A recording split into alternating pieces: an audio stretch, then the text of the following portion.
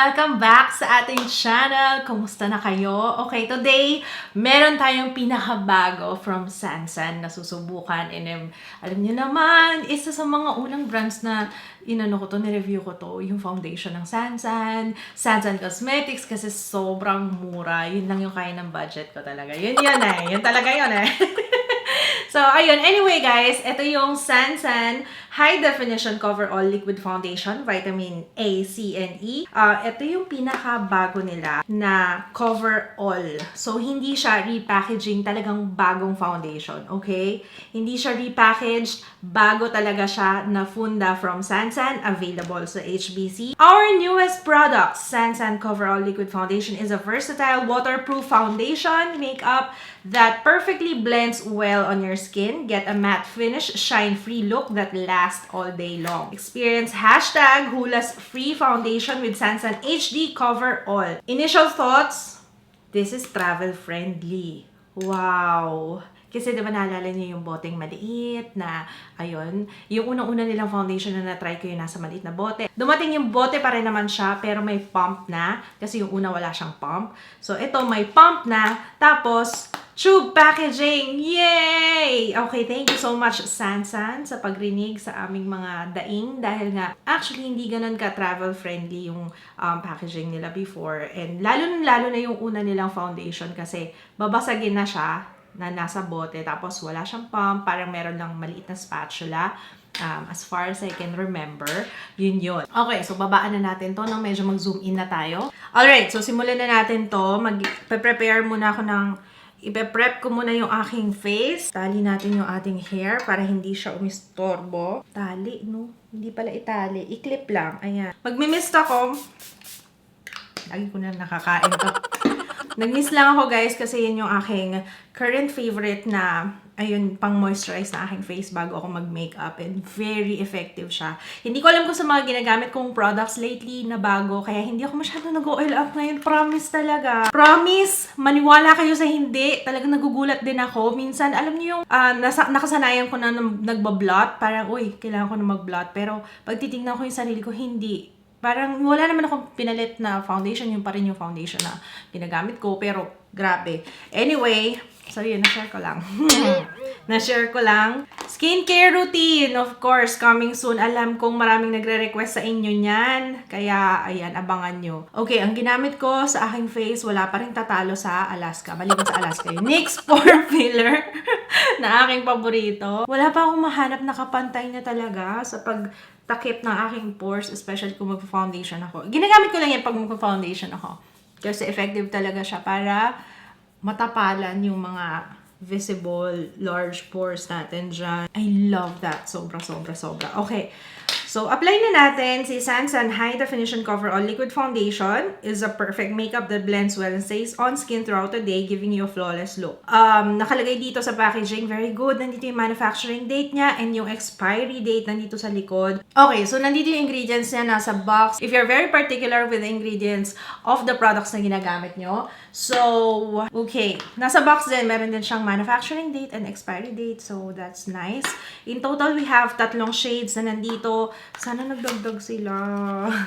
Kasi naalala niyo before, naghalo-halo ako ng foundation nila kasi it's either sobrang puti or sobrang dark sa akin. So, hinahalo ko yung olive, I think, and yung natural para makuha ko yung sakto. Yung pa rin, guys, yung shade niya. Beige, natural, and olive. Walang pagbabago. Yung beige yung lightest, and then yung pinaka-dark is yung olive. Okay, let's watch everything para, you know, makita natin kung ano yung shade ko. Unahin natin si beige. Uy, si beige, I think is okay sa akin. Okay, yung beige is, sa tingin ko mag-work sa akin, pero parang grayish yung dating. Medyo pumapantay siya sa leeg ko. I think based dito sa nakikita ko sa salamin. Try natin si natural. Si natural yung maputi. Sorry. Okay. Si natural, guys, yung lightest. And ito yung ma-pink yung undertone. Can you see? Ayan. Sorry na. Tao lang. Akala ko yung beige yung lightest.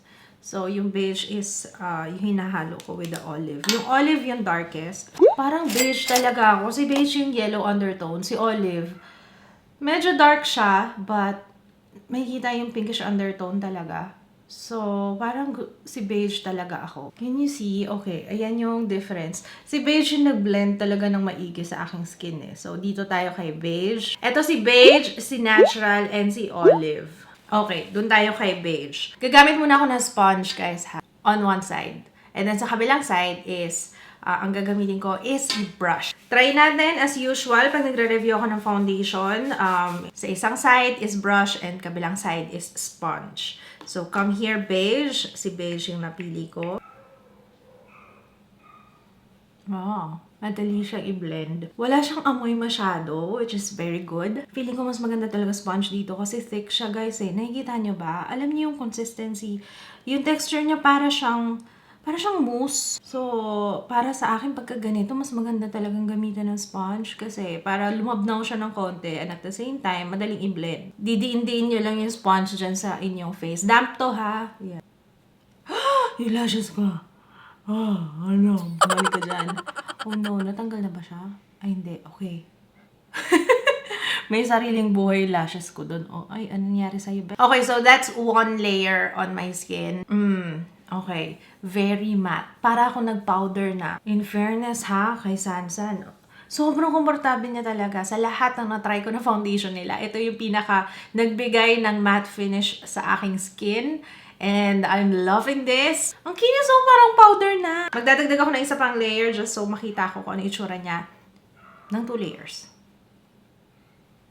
Yung natira sa sponge, ayan, nilagay ko na dito sa aking leeg. Okay, ang ganda ng coverage nito, guys. I am very impressed sa coverage na. Pero parang nagmumukhang dry dito sa part na to kasi yung pores ko, no?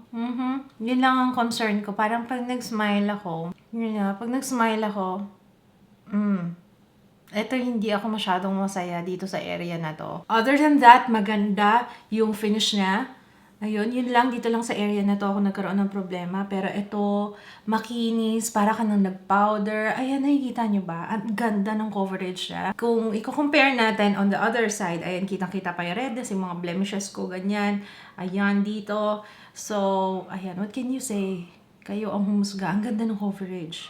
Wow, wala akong masabi. Cover all talaga. Okay, so i-apply na natin siya on the rest of my face. But this time, gagamit ako ng brush para makita natin kung alin ba ang mas magandang pang-apply dito. Nagsisettle siya sa pores ko pag brush. Although, yeah, pwede naman. Pero parang mas bet ko talaga. Anyway, lately kasi talagang sponge talaga ako pag nag-apply ng foundation. Pwede naman, guys, ha? Pwede naman. Pero parang mas na-obvious siya and mas lalo siya nagsisettle sa visible pores ko kung hindi sponge. Kaya mas maganda yung sponge. Wait. Balik ako sa sponge. Mas gusto ko talaga to. Ay, hindi ko pa pala nilagay yung ako.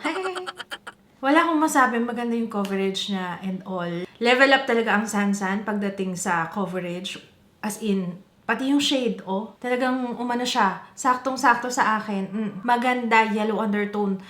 Pero, may pero guys. Tingnan niyo yung pores ko. Let's see up close. Hindi masaya yung pores ko dito. Tingnan niyo naman. Parang nagsisettle yung foundation dun mismo sa pores. Ayan, nakikita niyo ba? Ayan, nagsisettle siya dyan. And dito, ito lang yung area na problema ko. Siguro kulang lang sa primer. Dapat nagdagdag pa ako more. Pero mahirap magsalita ng tapos. Hintayin muna natin siyang mag-set talaga totally sa ating face. So, magbe-bake muna ako kasi like I always do, magbe-bake ako with Nichido. Yun yung gagamitin kong, nasa ni Nichido final powder natin. Ayan, besh. Si Nichido Final Powder in Creamy Glow. Ayan yung aking gagamitin pang bake. So, kasi ganito naman talaga ako mag-foundation, guys. Pero, kung hindi naman oily yung skin nyo, kahit hindi na kayo mag-bake. Kasi parang powder finish. Ang ganda ng finish nito. Kung pag-uusapan natin tungkol sa oily skin, ganyan. Kung ayaw nyo na masyadong dewy. Ayun, talagang this one, I would say na pang oily skin. Kasi kung meron kayong dry skin, feeling ko hindi nyo magugustuhan itong foundation na to kasi sobrang matte niya. Okay. So, So, tapusin ko lang yung aking entire face and I will be back.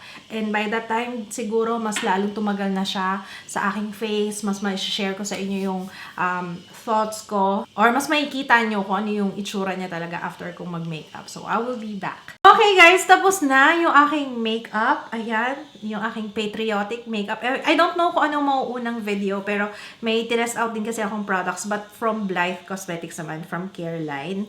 So, ayan, yan na yun. Yung aking makeup look.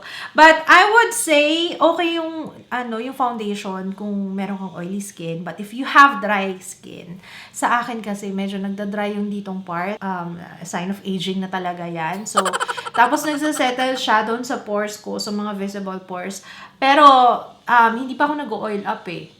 Imagine, mga 1.5 oras na yung lumipas kasi, ayun nga, medyo matagal ako mag-makeup talaga, lalo na pag nire-review. I-update ko kayo later on kung kumusta siya, of course, sa face ko, habang ako yung nag-oil up. Susuot ko to buong araw. So, yeah. Ayan. Update guys, it has been 3 oras na ba? Oh yeah, 3 oras, mga kaibigan. Medyo maputi ba? Teka nga ha. Siguro, sabi ko na nga eh. Kasi dun sa camera, pag tinitingnan ko, parang pag nandito ha, sa harap ng mga ilaw, okay lang. Parang medyo may konting grayish. Siguro nga dahil sa shade. Normally, sa Sansan na foundation, pinaghahalo ko talaga yung beige at saka yung olive para masakto siya. Pero mas marami yung beige. Konting olive lang. Kasi yung olive kasi medyo pinkish undertone siya eh. Pero, yeah, maputi nga siya sa akin. Patawad, akala ko kanina is saktong-sakto sa akin yung kulay. Pero, yan. Ito, i-correct ko yung sarili ko. Hindi siya sakto sa akin. Maputi yung beige. So, kung ano sana, kung meron pang... Kasi 3 shade lang eh. Saan? Dagdagan nyo yung shade range nyo. Ayun, anyway, nag-blot na ako, guys. Ma-oily na ako. After 5 oras. It's currently, alas 6:30 na ng gabi. Ayan, guys. Sun. Akala ko, Sansan, ba't ganun? Ma-oily ako sa Sansan. Mainit na talaga. Hindi ako pinagpapawisan. Oil yan. Pangalawang blotting paper ko na to. Akala ko pa naman. How's my foundation? Okay lang naman. Nakita mo lang doon sa taas. Okay naman. Okay naman. Maganda nga yung coverage niya and all. Pero nagsasettle siya sa pores. And hindi siya ganun ka-okay sa oily skin. And na-expect ko magiging oily siya. Ay, oily. I mean, okay siya sa oily skin. But, ayan na nga mga kaibigan. Dalawang blotting paper na yung nagamit ko. Mumuso ang gamit ko. So, final thoughts tayo later. Okay everyone, last and final update. Mas gusto ko pa rin si Crayons BB Cream. Alam niyo, sobrang oily ko sa kanya. Hello, tingnan niyo yung face ko. Nasaan yung blotting paper ko? Binaba ko kasi, binitbit ko na dahil nga maya-maya. Nagpa-blot na ako. Mas gusto ko pa talaga si Crayons BB Cream. Promise talaga, nakailang blotting paper na rin ako buong araw ha. So, 9 hours na yung nakalipas.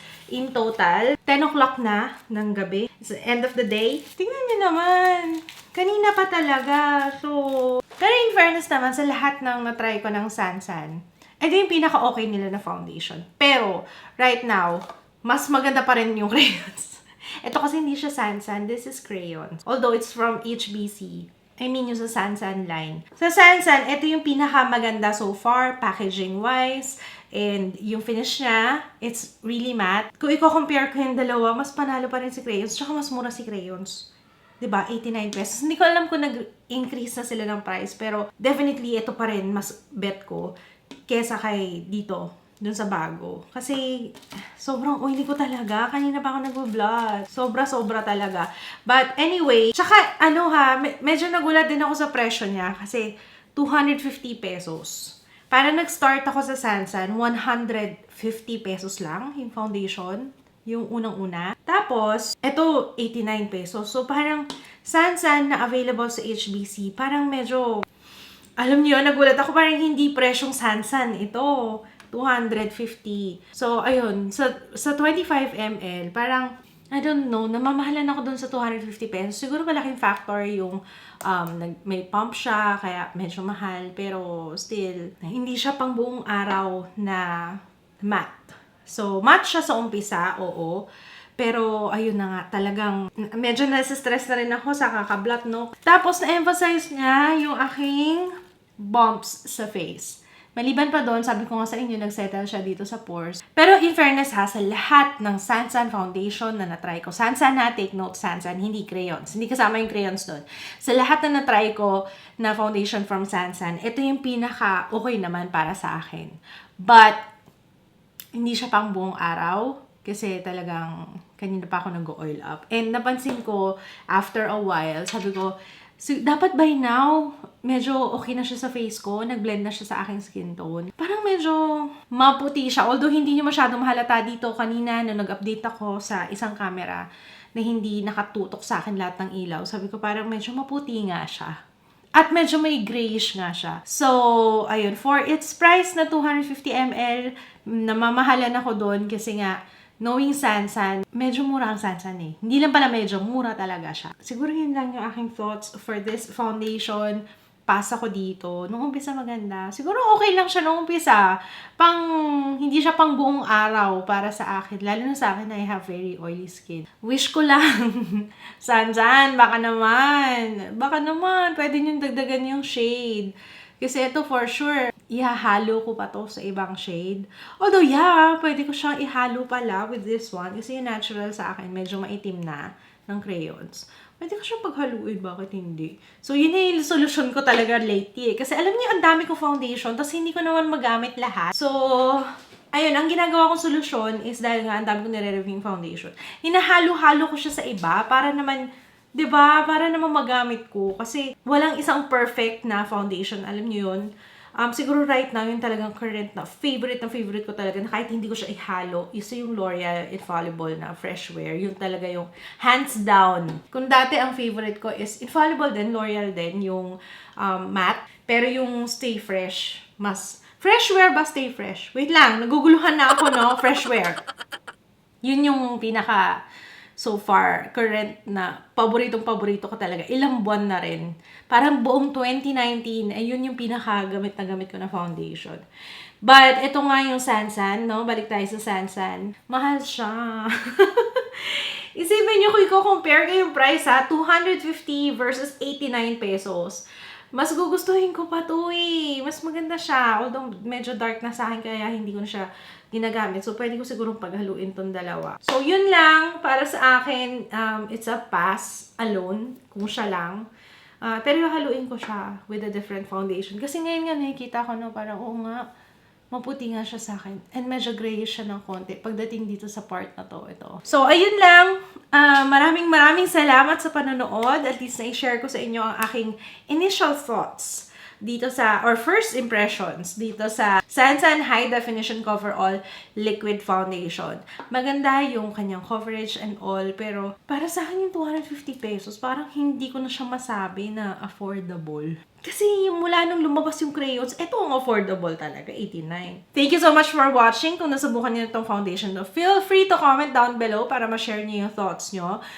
If you enjoyed this video and kung nakatulong, please thumbs up. Kung hindi ka nakaka-subscribe, make sure to subscribe and I will see you again on my next one. Bye!